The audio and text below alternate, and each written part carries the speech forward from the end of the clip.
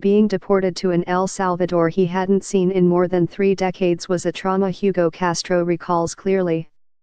The 51-year-old said Monday that his country must begin preparing now to receive the nearly 200,000 Salvadorans who may have to return following the Trump administration's decision to lift their temporary protected status next year. The main problem for deportees is that they're made invisible. They're rejected, there's no work. They don't help us, said Castro, who was deported from the U.S. in 2015.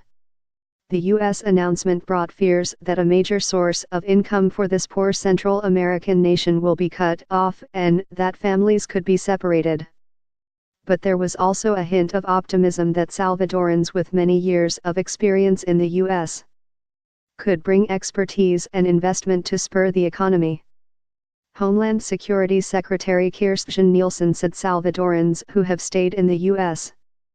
with temporary protected status, only a fraction of the estimated 2 million Salvadorans living there would have to leave by September 9, 2019, unless Congress came up with a solution allowing them to stay. The Trump administration's decision to end special protections for nearly 200,000 Salvadoran immigrants filled many Salvadoran families with dread Monday, raising the possibility that they will be forced to abandon their roots in the U.S. and return to a violent homeland they have not known for.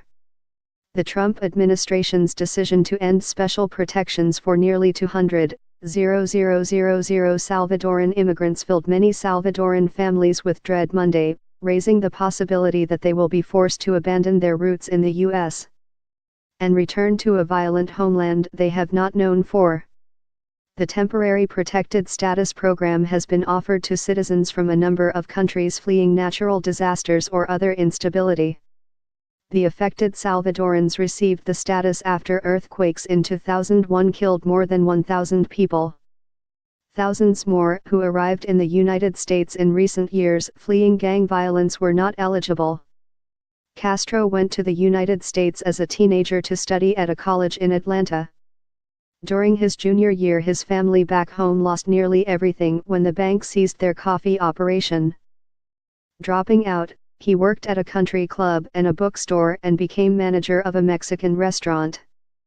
Then a run-in with police led to more than 2 years in immigration detention as he unsuccessfully fought deportation after living in the U.S. for 3 decades.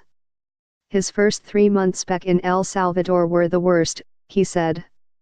He suffered from depression and didn't want to leave his mother's home.